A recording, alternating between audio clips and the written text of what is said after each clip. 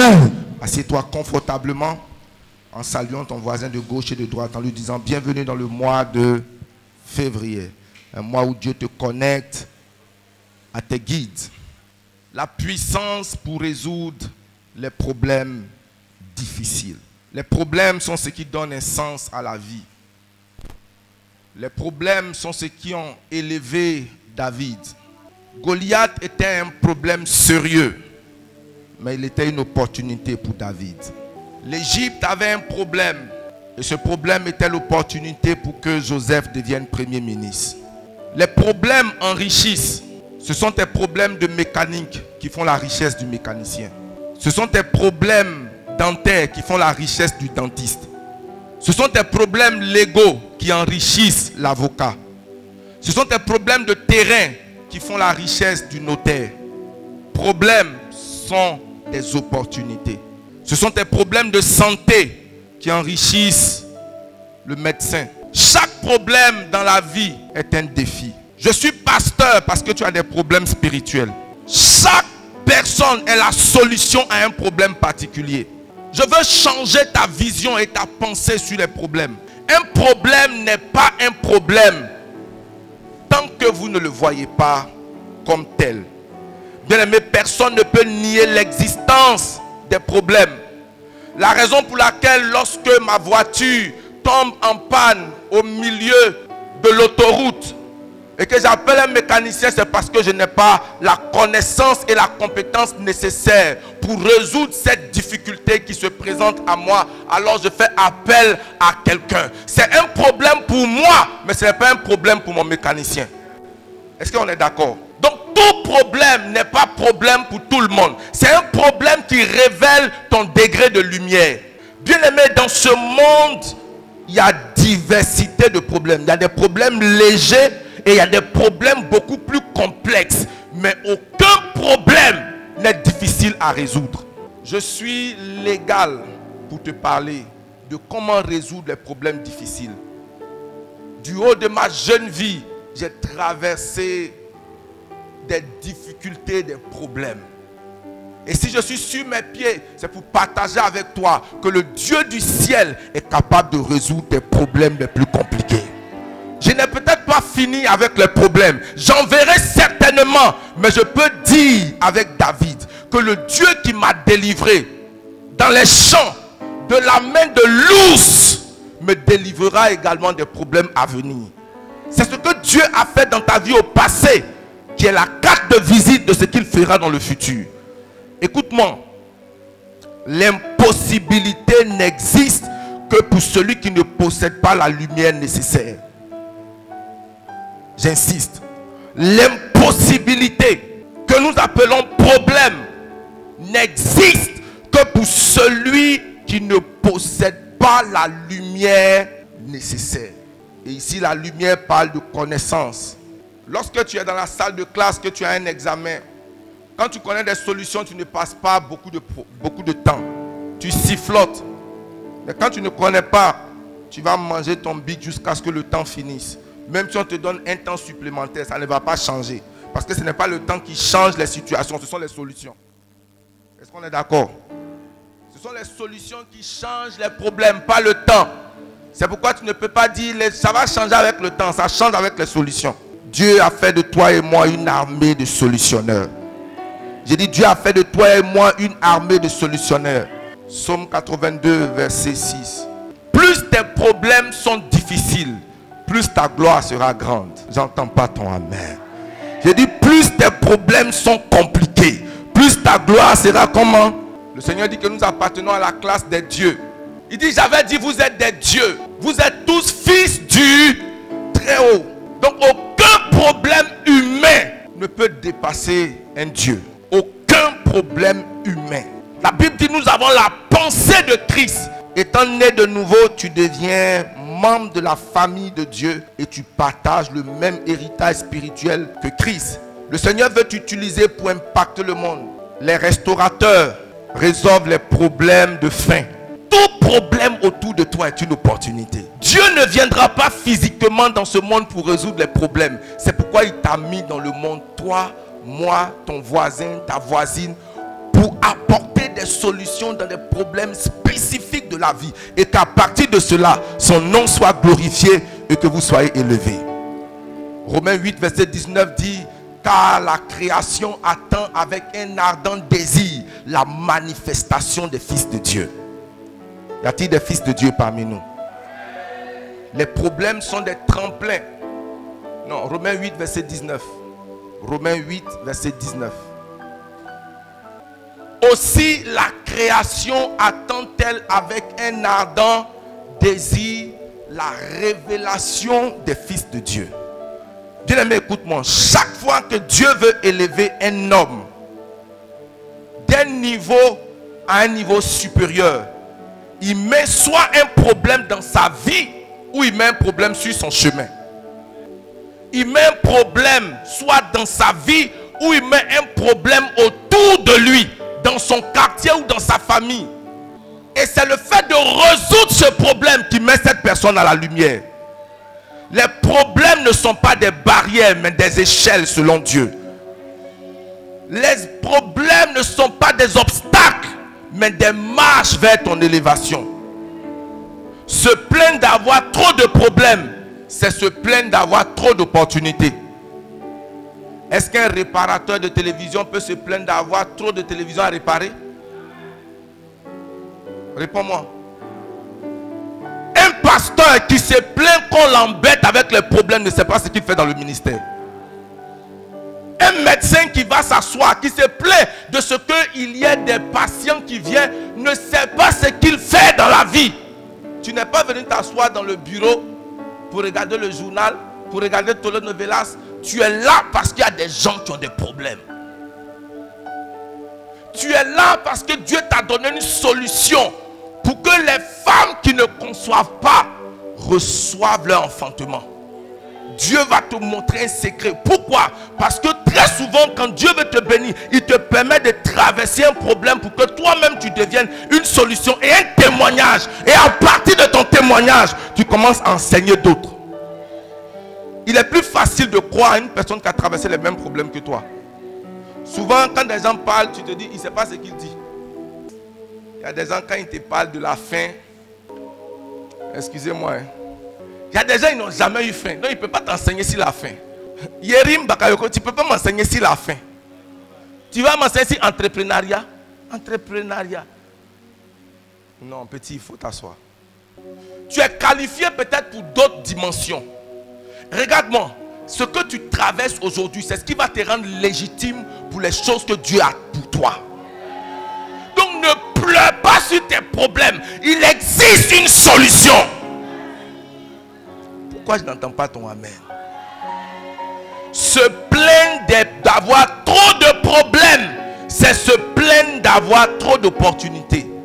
Plus le problème est grand, plus l'élévation sera haute. Je vois Dieu t'élever. J'ai dit, je vois Dieu t'élever. Dans la vie normale, dans la vie courante, aucun étudiant n'est promu s'il n'a passé un examen. De la même manière, quand Dieu a voulu élever Daniel à un niveau de gloire, il a créé un problème. Il a fait comment? Je vous ai déjà enseigné ça ici. Je peux reprendre rapidement. Le roi dit qu'il a fait un rêve. Et puis il a oublié le rêve. Et puis il dit, je veux quelqu'un qui va me révéler non seulement le rêve, mais qui va me donner comment? L'explication. Ce roi-là était très intelligent. Ce roi-là était très intelligent. Il savait que les satrapes, les devins et les prophètes étaient souvent des menteurs. Parce que si je t'explique, tu peux donner une explication.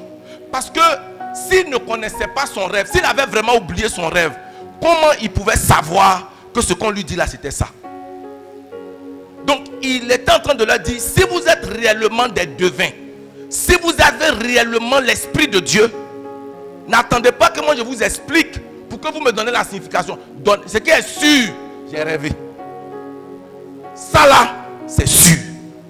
J'ai rêvé. Maintenant, j'ai besoin de quelqu'un qui va... Donc, comment il va distinguer le vrai du faux? C'est celui qui va lui expliquer son rêve. Les satrapes, les devins, les commentateurs et les menteurs sont venus lui dire: ce que tu demandes est difficile et impossible. J'aime ce que tu as dit. C'était pas simplement difficile, c'était comment? Il dit jamais un roi. Pour lui dire, en fait, il est en train de dire avec sagesse au roi que tu es méchant. Il dit jamais un roi dans toute l'histoire de l'humanité n'a jamais demandé ça à ses conseillers spirituels. Ça veut dire qu'il avait des conseillers économiques et il avait des conseillers spirituels qui étaient des astrologues, des satrapes, des gens qui pouvaient lire les signes des temps. Et Daniel faisait partie de ce cercle fermé qui pouvait lire les signes des temps. Et une partie de leur portefeuille était d'expliquer les rêves. Donc fais attention à tes rêves, ce sont des lettres que Dieu t'envoie. Les rêves sont importants. Donc pour revenir à l'histoire, le roi dit: j'ai besoin de quelqu'un qui va m'expliquer mon rêve et qui va m'en donner l'explication. Est-ce que vous savez qu'à cette période-là, Daniel était méconnu et il était esclave? Il était comment? Méconnu, et le patron des satrapes, c'est-à-dire le PCO, non, le PCA, le président du conseil d'administration des astrologues, des devins, ils ont fait une réunion que chacun essaie de voir comment ça peut se produire. Ils sont allés fouiller dans leurs livres, ils sont allés fouiller dans leurs archives, ils ont vu leurs incantations, ils ont invoqué leurs démons, leurs dieux, leur tout. Et le roi a dit: si vous ne me révélez pas, je ne vais pas simplement vous renvoyer, je vais vous tuer. Parce que vous êtes inutile dans ma maison. Et Daniel, au loin là-bas, a entendu ça. Et Daniel a dit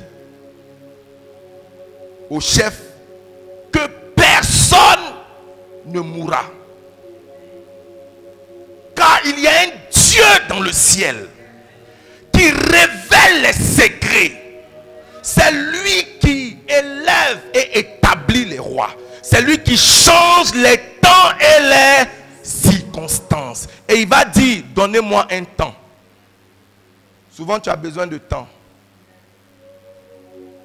Souvent tu as besoin de comment? Donne-toi du temps. Touche ton voisin, dis-lui: donne-toi du temps.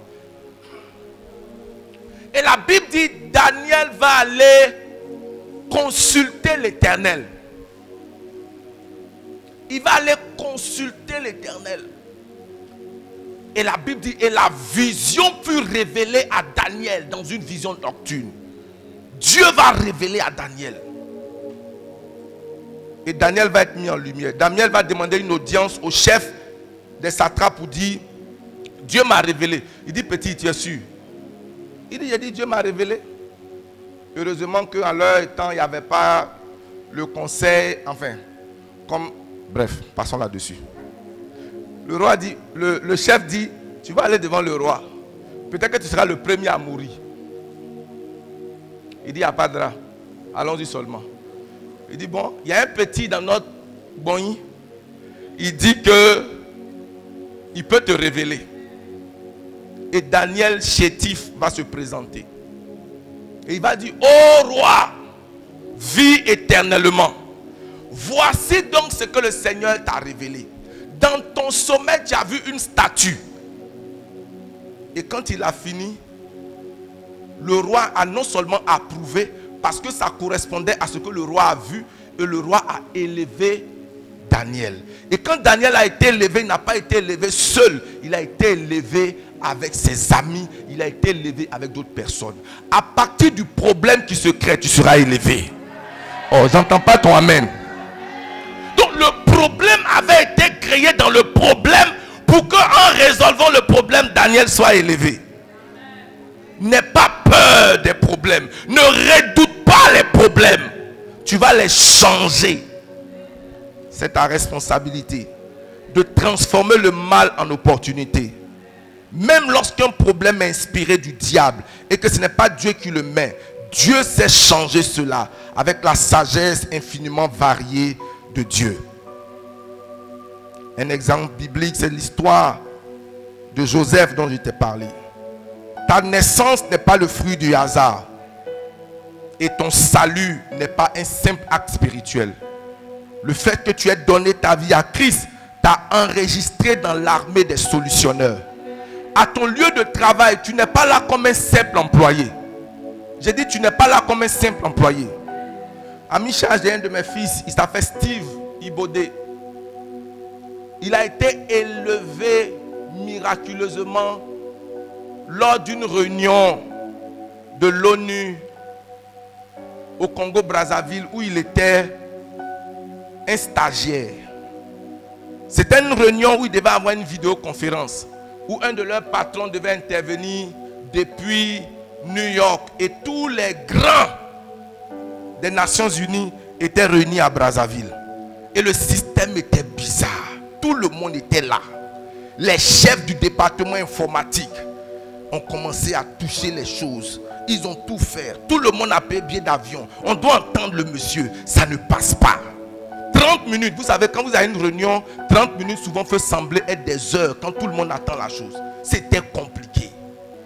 Et Steve était assis en stagiaire. Il a dit à son patron, est-ce que je peux toucher quelque chose? Il dit, quitte là, toi tu es en stage, tu n'es même pas encore confirmé. Et il y a un de leurs boss qui était en train de voir comment le petit, il dit, mais le petit là, il te disait quoi tout à l'heure? Il dit, non patron, il faut le laisser essayer. Il dit, mais on ne perd rien à l'essayer, écoutons-le. Et Steve dit, tous les regards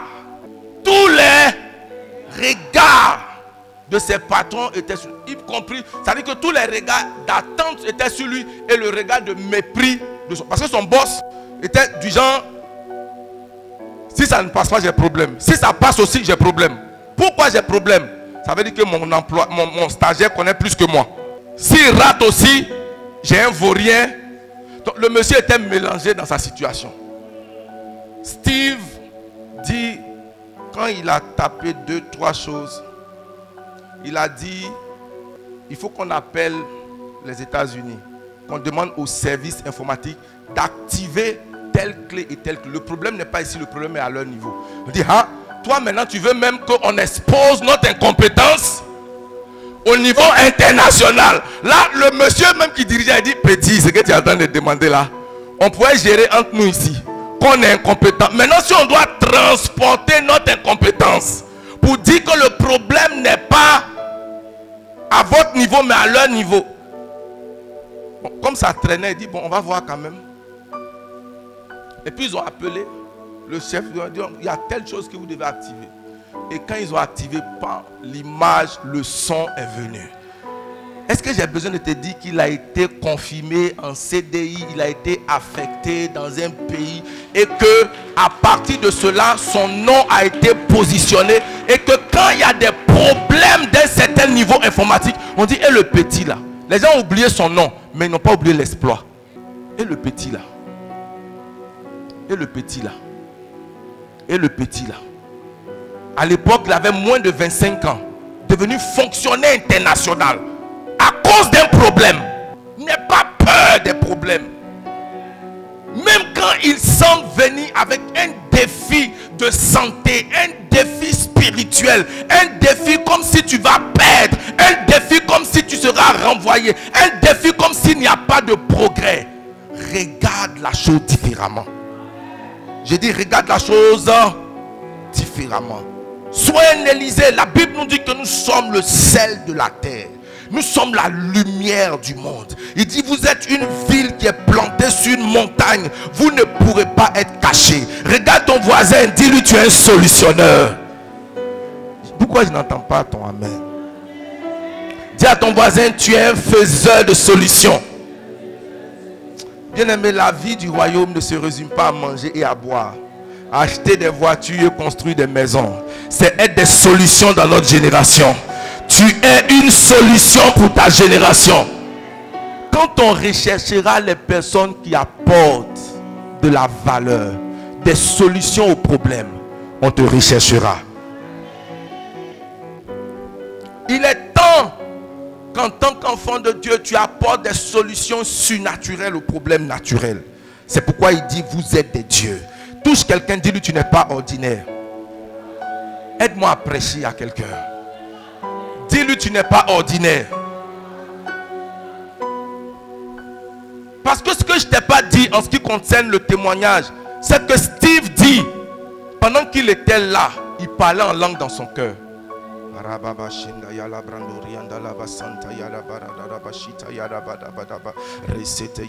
Le Saint-Esprit ne donne pas que des versets, il donne des solutions. Le Saint-Esprit ne donne pas que des versets, il donne des formules informatiques. Le Saint-Esprit ne donne pas que des versets, il donne des recettes. Je dis, le Saint-Esprit ne donne pas que le parler en langue, la chair de poule. Le Saint-Esprit donne des solutions.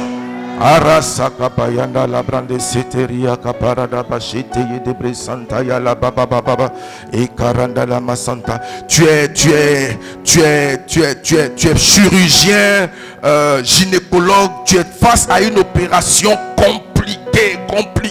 C'est comme si la mère et l'enfant seront perdus. C'est ce que la radio révèle.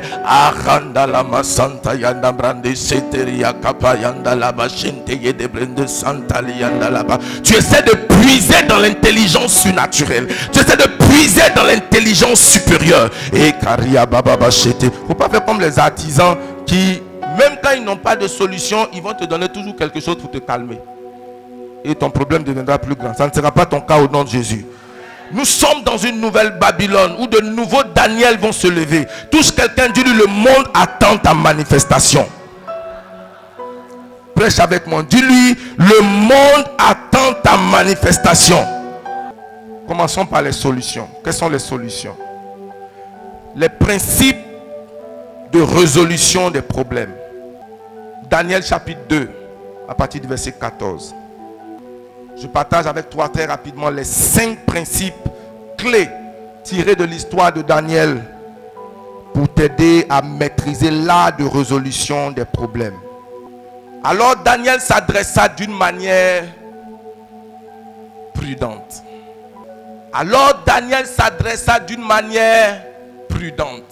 Et sensée à Arjoc, chef des gardes du roi, qui était sorti pour mettre à mort les sages de Babylone. Tout problème, aussi complexe soit-il, s'incline devant la prudence et le discernement. J'ai dit, tout problème, aussi complexe qu'il soit, va s'incliner devant la prudence et le discernement. 3 problèmes, 3 clés sont essentielles quand il s'agit de prudence. Il faut comprendre la nature et l'origine du problème. Certains problèmes sont physiques, certains problèmes sont naturels, certains problèmes sont économiques, il y a des problèmes qui sont spirituels. Discerne la nature et l'origine du problème. La deuxième chose, enfin le premier point pour ceux qui écrivent, faire preuve de prudence et de discernement. Comprendre la nature du problème, son origine. C'est encore sur ce même point. La deuxième chose, c'est de se donner du temps pour faire des recherches et de demander conseil avant d'agir. La Bible dit le salut est dans un grand nombre de conseillers. Ça peut être un temps de recherche auprès des hommes, mais ça peut être également un temps de recherche auprès du Seigneur. Seigneur, qu'est-ce que je dois faire pour sortir de cet état de locataire? C'est un problème d'être locataire. Au cas où tu ne sais pas, je te dis. Parce qu'un jour peut arriver, le monsieur dit, j'ai besoin de ma maison. En 2008, j'habitais un studio à Angré qui coûtait 45 000. Aujourd'hui, quand je demande le même studio, il est sous 150 000. De 2008 en 2000 combien? Comment je le sais? Parce que le propriétaire est un ami. Quand lui a demandé, mon studio là est là? Il dit oui. J'ai dit, ça coûte combien? Il dit, ça coûte 150 000. Je voulais, il a un immeuble. Et à l'époque, j'avais 12 millions dans mon compte quand j'étais au Cameroun. Et je lui ai dit, je vais acheter une maison. Il m'a dit, je peux te vendre un appartement dedans. J'ai dit, aïe, dans ton immeuble, tu me vends une partie. Comment ça s'est fait? Je n'avais pas la connaissance qu'on pouvait avoir copropriété. J'ai pensé qu'il voulait m'arnaquer. Quand j'ai compris, quand j'ai eu la connaissance, que j'ai dit, je veux ça, il dit, non seulement ce n'est pas disponible, mais je ne peux pas te vendre ça maintenant à moins de 35 millions. Quelque chose qui voulait me vendre à 12 millions. Donc la vie là va aller en s'augmentant. Les trucs, si tu pries que les cieux vont diminuer, c'est une mauvaise prière. Ça va s'augmenter. À l'intérieur, avant qu'elle ne vienne, ma maison au quartier 30 000, villa de 7 pièces. 7 pièces, 30 000. Je n'ai pas mis les coups de trou de mon quartier. Mais il faut aller là-bas aujourd'hui. Pour avoir une maison de 30 000, il faut aller à Doya Guinée, dans son derrière, ou bien à Glongouin, au fond là-bas. Si tu veux être à la lumière, il faut commencer à compter dans les 200 000. Maison à l'intérieur à 200 000. Même le préfet ne dort pas dans la maison de 200 000. À l'intérieur, maison, jusqu'à 200 000. Seigneur, que dois-je faire pour retirer mon nom de la liste des pauvres? Il y a un problème à être pauvre. Ou bien tu ne sais pas. Faire des recherches et demander conseil. Il faut s'entourer des bonnes personnes. Et mettre à jour tes connaissances et les adapter aux exigences du moment. Et l'une des choses importantes de la vie, c'est qu'en toute chose, tu as besoin d'un guide. Tu as besoin de guide. Le plus grand athlète du monde a besoin d'un entraîneur. Aucun étudiant, aucun élève, aussi brillant qu'il soit, ne peut réussir dans la vie scolaire avec des livres uniquement. Tu as besoin de quelqu'un pour t'apprendre. Tu as besoin d'un guide humain. Comment le ferais si personne ne me guide? Vous ne lirez jamais dans la biographie d'un homme qui s'est élevé sans l'apport d'un autre homme. Sans avoir été guidé. Sans avoir été instruit. J'aime ce que mon fils David dit. Il dit, nos parents Djoula dit, commerce c'est secret. Commerce c'est comment? Il y a secret dans commerce. Et il faut que quelqu'un veuille te montrer le secret du commerce. Vous savez pourquoi la communauté Igbo est si puissante? Ils ont un système dans leur économie.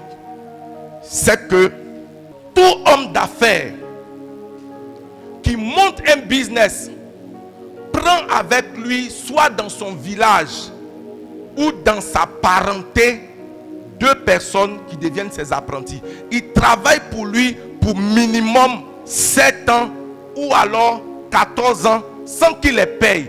Mais au bout de ces 7 ans ou de 14 ans, il établit le même business pour le gars dans une autre ville. Pendant les 7 ans, il lui apprend les secrets du business. La relation client. Et c'est la dernière étape, c'est la dernière année qui va lui montrer où se trouvent ses fournisseurs. Parce que tu ne commences pas à monter tes fournisseurs la première année. Tu as tué ton business. Tu ne peux pas être en train de vendre draps et puis tu t'en dis à tes clients, voilà où je prends mes draps. Ton business est mort. Ton business est comment?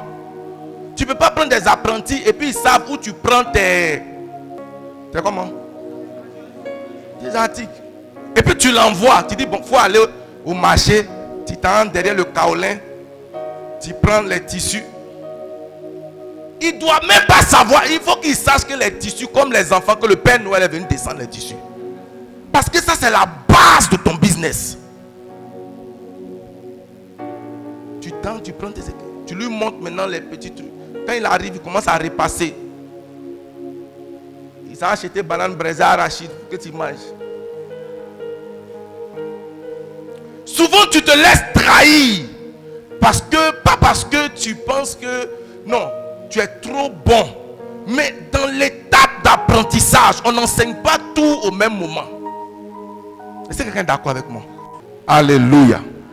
J'ai dit Alléluia. J'ai dit Alléluia. Cette partie-là, passez tous les. Il y a un de tes petits qui est membre de l'église ici. J'ai vu une belle jaquette sur les réseaux sociaux. Une très belle jaquette, Tommy Hilfiger. Le gars vendait à 70 000. Et puis, j'ai passé la commande. Et le livreur qui venait livrer est membre de l'église. C'est un de tes gars.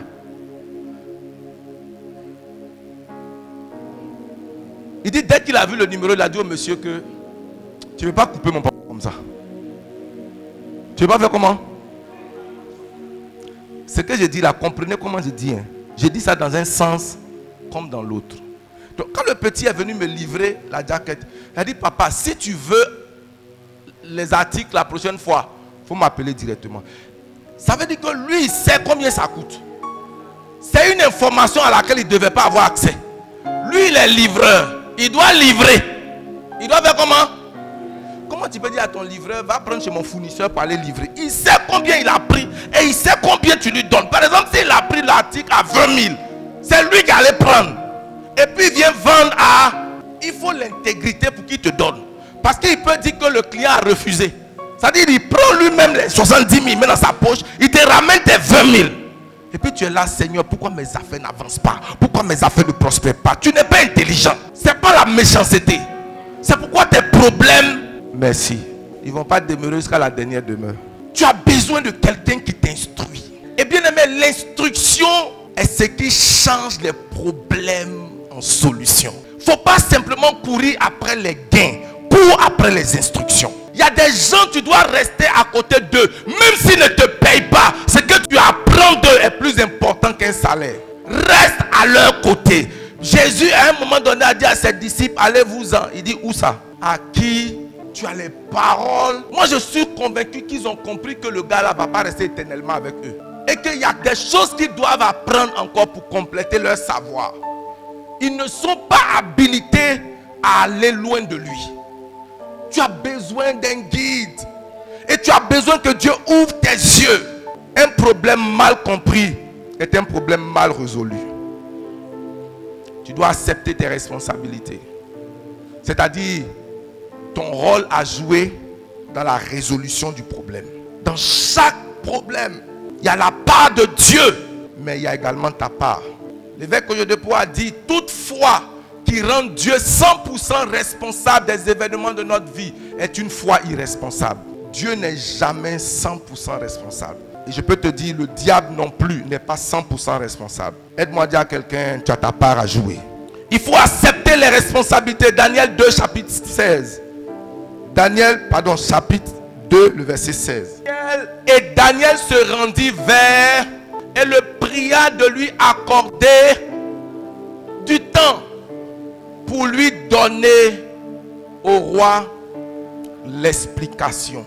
Tant que vous ne prenez pas vos responsabilités, il n'y aura jamais de solution.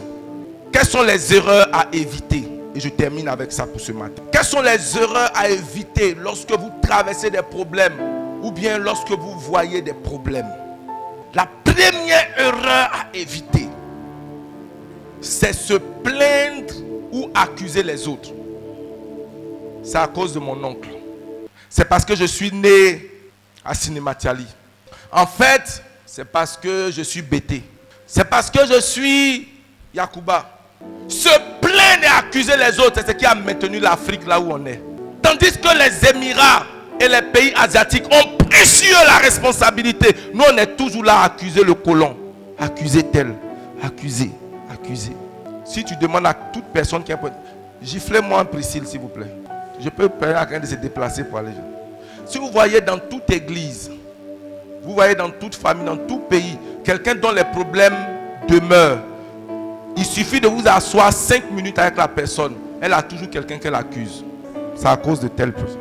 Il y a peut-être 15 ans en arrière, mais c'est ce problème.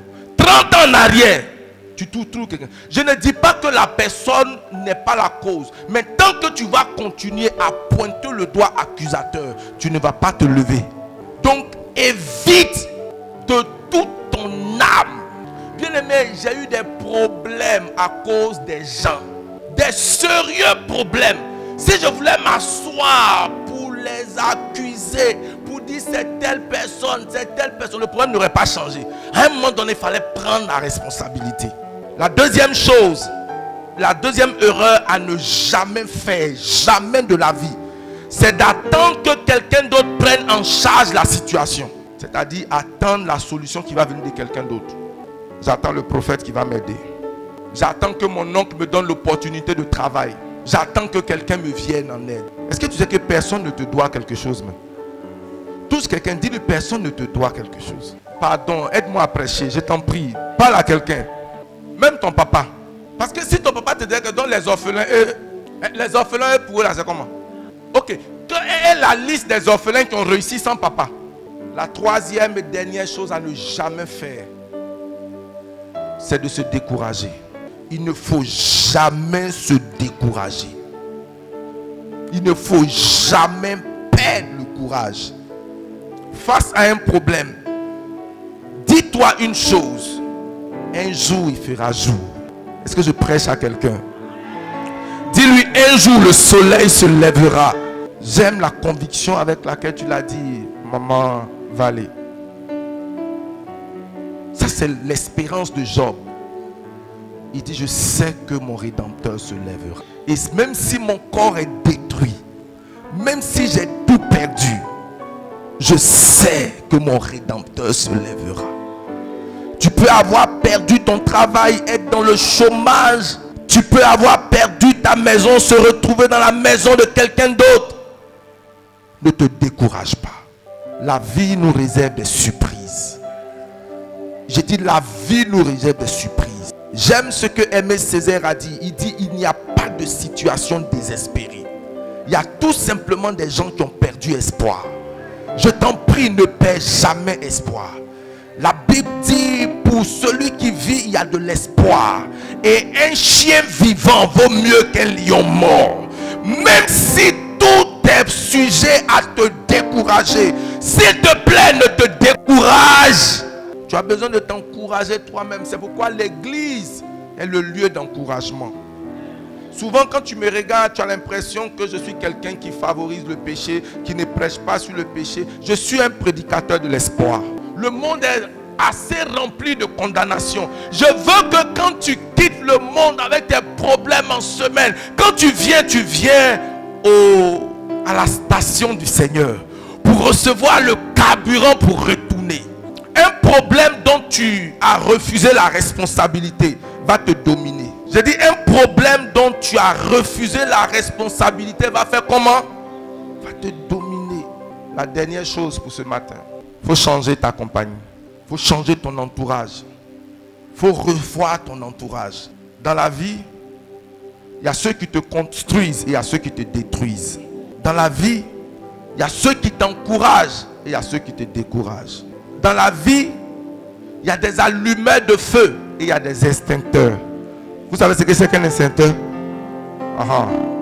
J'ai un dans mon bureau. Quand il y a le feu, ça fait comment?